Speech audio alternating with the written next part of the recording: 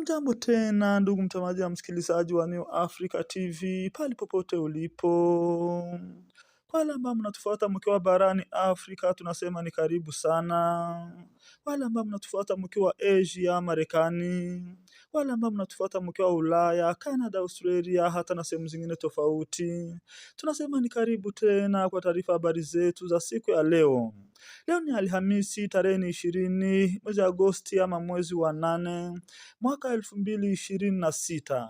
Pale ambapo tunakwenda kurudi kwa update zetu za asubuhi ya leo, tukiangazia yanayojiri kwa sasa mashariki mwa nchi ya Jamhuri ya Kidemokrasia ya Kongo, pale ambapo kunaendelea operesheni kubwa sana zaidi. Hapo ni kati ya kundi la waasi wa M23 na wale wote ambao wanaendelea kupigana kwa upande wa serikali ya Kongo.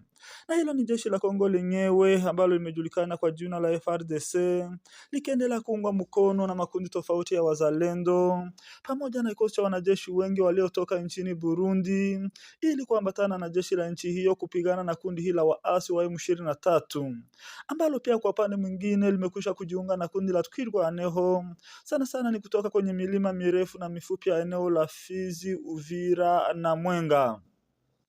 Kundi ambalo pia linaendelea kushtakiwa kuungwa mkono na jeshi la Rwanda la RDF kulingana na matangazo ambayo yanaendelea kutolewa na viongozi wa serikali ya Kongo. Na bila kuponda muda nataka moja kwa moja tuingie kwa update zetu za asubuhi ya leo, tukitizama jinsi hali ya usalama ilivyo kwa sasa mbele kwenye mistari ya mapigano, pale ambapo mambo yaendelea kuchafuka na kuwa mabaya zaidi. Mapigano makali yaendelea kupamba moto kati ya pande zote mbili, sehemu nyingi tofauti mkoa wa Kivu Kaskazini na Kivu Kusini. Na nataka moja kwa moja tuanzie habari zetu kwenye uwanja wa mapigano. Hapa ni katika eneo la Kalehe, tukuje kuelekea eneo la Fizi na tukuje kwa kumalizia habari zetu sehemu zingine tofauti, pale ambapo mambo yaendelea kuchemka na kuwa mabaya zaidi. Leo ni siku ya 8 ya mapigano makali sana katika eneo la Kalehe, eneo ambalo linapatikana mkoa wa Kivu Kusini. Hapa ni kwenye mpaka wa maeneo haya mawili, eneo la Kivu Kusini na Kivu Kaskazini. Kwanza tarehe 12 mwezi huu wa Agosti, kumeripotiwa ama kumeibuka mapigano makali mapya katika eneo hili la Kalehe, pale ambapo jeshi la Kongo pamoja na wazalendo waliweza kuleta mashambulizi makali dhidi ya ngome nyingi tofauti za kundi hilo la wapiganaji wa M23 pamoja na Twirwaneho, vijiji vingi tofauti katika eneo la Kalehe. Mapigano ambayo yalikuja kumalizwa na kundi hili ama na koalisio ya serikali ya Kongo wakikamata sehemu nyingi tofauti, na baada ya hapo ilibidi kundi hilo wapiganaji wa M23 waweze kutia nguvu na kujirenforce sana. Waliweza kukamata zile sehemu zote ambazo zilikuwa zimekamatwa, na sasa wameanza kusonga mbele wakidhibiti sehemu zingine za muhimu sana tena zaidi ambazo zilikuwa mikononi mwa wazalendo pamoja na jeshi la Kongo. Baada ya mapigano makali sana ya siku mbili, kundi hilo wapiganaji wa M23 baada ya kujirudisha sehemu zote ambazo walikuwa wameziacha hapo juzi na jana, ameleta mashambulizi makali sana pale ambapo waliweza kukamata sehemu za muhimu sana, ikiwemo sehemu ya kwanza ambayo imejulikana kama Kivoka. Hapo jana waliweza kuingia kabisa kwa eneo hili la Kivoka, pale ambapo inasemekana kuwa kulikuwa headquarters, kulikuwa na ngome kubwa sana za wazalendo pamoja na jeshi la FARDC. Hapo jana waliweza kujengua na kurudi nyuma, wakaacha sehemu zote mikononi mwa kundi hilo wapiganaji wa M23. Na sio Kivoka peke yake, waliweza kukamata tena sehemu ambayo imejulikana kama Ziralo, sehemu ambayo imejulikana kama Biriko, sehemu ambayo imejulikana kama Gashihe, sehemu ambayo imejulikana kama Kitazungula.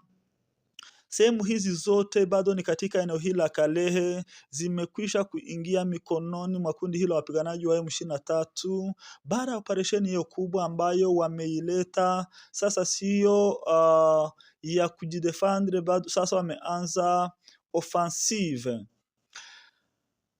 Tunapoendelea na habari zetu, ndugu mtazamaji na msikilizaji, kuna sehemu ambayo inasemekana kuwa ndio mara ya kwanza kukamatwa na kundi lolote la waasi mashariki mwa nchi ya Jamhuri ya Kidemokrasia ya Kongo, kuanza wakati wa AFDL, wakati wa RCD, wakati wa CNDP, wakati wa M23 ya kwanza, hadi sasa M23 ya pili.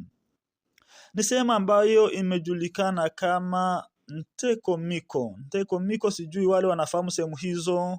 Inasemekana kuwa Ntekomiko ni sehemu ambayo wakati wote rebelio ama kundi la waasi ama makundi ya waasi ambayo yameendelea kupatikana mashariki mwa nchi ya Kongo, hakuna siku hata moja sehemu hii iliwahi kamatwa na kundi lolote la waasi. Sasa inasemekana kuwa hapo jana sehemu hii ambayo inapatikana kati ya Lemeka na Kisunguti, inasemekana kuwa Ntekomiko inapatikana kati ya Lemeka na Kisunguti. Hapo jana pia sehemu hii iliweza kuingia mikononi mwa kundi hili la wapiganaji wa M23. Kumbuka kuwa hivi karibuni tumekuambia iwapo kundi hili liweza kushambuliwa kwa njia hii, itabidi sasa waweze kurudi kwa sehemu hizo na waendelee wakamate sehemu zingine za muhimu sana. Kumbuka kuwa ni taratibu ya kundi hili la wapiganaji wa M23. Kila mara wakishambuliwa wanadhibiti sehemu ambazo zilikuwa mikononi mwa wale ambao wamewashambulia. Swali ambalo watu wengi wameendelea kujiswali kwanza wakati ambapo vita viliibuka kuanza Bunagana. Kila mara serikali ya Kongo ikishambulia, wao ndio wanapoteza zile sehemu ambazo zilikuwa mikononi mwao. Kila mara wakishambulia wanarudishwa nyuma. Ni kile ambacho kimejulikana kama repli strategique. Repli, retrait, kila kitu venye tunazaita, walikuwa wakifanya kila kitu. Kila mara wanashambulia, lakini wao ndio wanakuja kupoteza na zile sehemu ambazo zilikuwa mikononi mwao. Sasa baada ya kushambulia sehemu nyingi tofauti eneo hili la Kalehe, walikuwa wamejaribu kukamata baadhi ya vijiji, lakini zile vijiji zote ambazo walikuwa wamekamata vimekwisha kurudi mikononi mwa wale ambao walikuwa ndani, na sasa wameanza kusonga mbele wakiwaondoa kwa zile vijiji za muhimu sana sana ambazo zilikuwa mikononi mwao, ikiwemo sasa hizi ambazo tumezitaja. Sasa ndugu mtazamaji na msikilizaji, katika eneo la Kalehe, eneo la Masisi ambalo ni eneo inapakana na Kalehe, mambo iko hivyo kwenye uwanja wa mapigano na bado operesheni zinaendelea. Hadi sasa asubuhi bado operesheni inaendelea. Hatujajua kundi hilo wapiganaji wa M23 wanakwenda kuishia wapi. Tunapoendelea na habari zetu, nataka moja kwa moja tuelekee eneo la Fizi, pale ambapo kumefanyiwa tukio ambalo laendelea kushangaza watu wengi sana. Ni baada ya shambulizi kali la drone ambalo liweza kukuja from nowhere, pale ambapo haikujulikana imetoka wapi. Drone hiyo iliweza kurusha makombora mawili aina ya drone hiyo ilikuwa ni aina ya TB2. Ni drone ambayo imejulikana kwa aina hiyo ya TB2, ambapo iliweza kushambulia kwenye hoteli ya Mwalu ambayo inapatikana katikati mwa eneo la Fizi.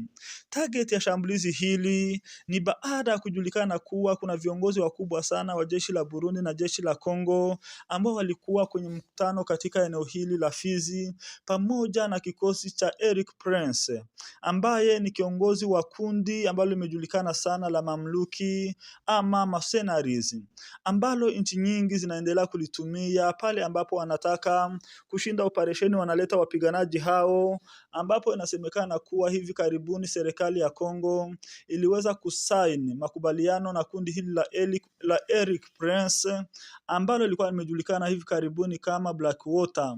Sasa inasemekana kuwa waliweza kukubaliana na serikali ya Kongo kuwa watapewa milioni 1,100 dola za Kimarekani ndiposa waweze kusaidia serikali ya Kongo kwa operesheni ambazo zinaendelea mashariki mwa Kongo, hata na kwenda kudhibiti sehemu za muhimu sana ambapo kuna aina tofauti za madini ikiwemo rubaya na sehemu zingine tofauti. Sasa inasemekana kuwa wapiganaji wengi kutoka kundi hili walikuwa wamekusha kuwasili mjini Fizi.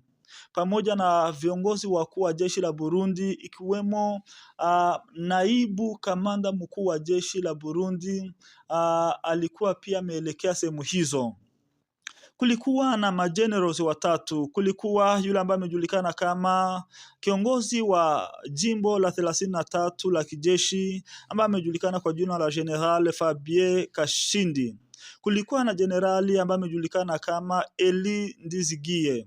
Ni kiongozi ama ni generali kutoka jeshi la Burundi, pamoja na generali huyu mkubwa ambaye anaongoza jeshi ambalo linapigania ardhini ama force terrestre ambaye amejulikana kwa jina la Muzinga.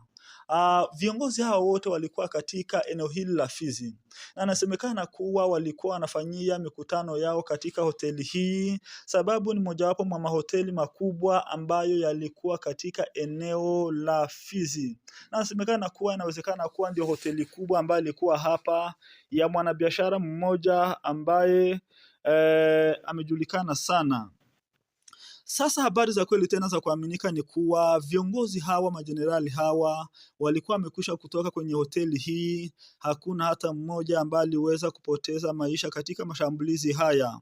Lakini habari ambazo hazijajulikana kabisa ni kuwa nasemekana kuwa viongozi ama wapiganaji kutoka kundi hili la mercenaires ama mamluki ambao walikuwa kwenye hoteli hii, wengi waliweza kupoteza maisha yao. Nasemekana kuwa wengi waliweza kupoteza maisha yao katika shambulizi hili, sababu wao walikuwa bado wamelala kwenye hoteli hii baada ya viongozi wengine kuondoka wakielekea mjini Baraka na kuchukua ndege wakielekea mjini Bujumbura nchini Burundi. Sasa habari za kweli ni kuwa idadi kamili ya wale ambao wamekufa haijajulikana, lakini viongozi hawa walikuwa wameshatoka kwenye hoteli hii. Tunapoendelea na habari zetu, ndugu mtazamaji na msikilizaji, delegation ya wazalendo, delegation ya Mai Mai kutoka Mwenga, Mai Mai kutoka Shabunda, Mai Mai kutoka Kalehe, Walungu na Uvira imewasili jijini Kinshasa hii leo. Ilikuwa ni hapo jana. Imepokelewa na Claude Misare. Objectif yao ni kuenda kufuatilia zile milioni 4 walidanganywa kuwa zinatolewa kwa kila mwezi kwa ajili ya wazalendo wa Mai Mai kupenda wa Mai Mai kupenda Lufuranga ase banapigania nchi njaa mbaya. Ndugu mtazamaji na msikilizaji, hii ni delegation ama ni kundi la viongozi mbalimbali wa Kimai Mai ambao wamejulikana kwa sasa kama wazalendo kutoka Mwenga, Shabunda, Kalehe, Walungu na Uvira. Wote wameelekea mjini Kinshasa, pale ambapo waliweza kupokelewa na kiongozi ambaye amejulikana kwa jina la Claude Misare, na inasemekana kuwa lengo lao ni kwenda kujua ukweli wa pesa ambazo wameambiwa kuwa wanapewa kila mwezi. Milioni 4 za dola za Kimarekani na sijui ya za dola ama za Kikongomani. Milioni 4 wanapewa kila mwezi, lakini ikifika sasa kwenye uwanja wa mapigano pale ambapo walipo hawapati pesa hizo. Sasa wametaka kwenda kujua ukweli wa pesa hizo, ndiposa wajue kama wanapigwa na njaa na pesa imetumwa, sababu wanaendelea kunungunika na kulalamika wakisema kuwa wanapigwa na njaa ya kila siku, asubuhi, mchana, jioni. Vifaa vya mapigano sometimes hawana, frais de fonctionnement, encouragement hawana, na vitu vingi sana.